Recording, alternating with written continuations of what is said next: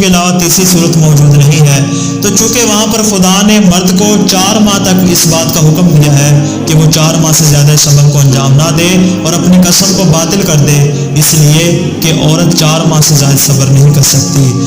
تو دوسری جانب سے جب اللہ نے یہ حکم مرد پر واجب قرار دیا تو وفات کے معاملے میں بھی اللہ نے عورت کو یہ حکم دیا کہ جب تمہارے شوہر کی وفات ہو جائے تو تم 4 ماہ 10 دن صبر کرو۔ اب جہاں پر دیکھیں 4 ماہ کی قید نہیں ہے بلکہ 4 ماہ کے علاوہ 10 دن بھی اضافی قرار دیے، اس لیے کہ اس کی ایک ممکنہ وجہ تو یہ ہو سکتی ہے کہ تاکہ اس کو اپنے شوہر کا غم بھول جائے، اس کا غم اس کے لیے ہلکا ہو سکے، اور اس کی دوسری وجہ یہ بیان فرمائی اس لیے کہ چونکہ وہاں پر دوسری جانب ایلا کے باب میں اس کو 4 ماہ کا حکم دیا، لہٰذا اب عورت بھی اس کے بدلے میں 4 ماہ اور اس کے علاوہ 10 دن تک صبر کرے تاکہ اس کا بدلہ اور اس کا معافی قرار ہو سکے۔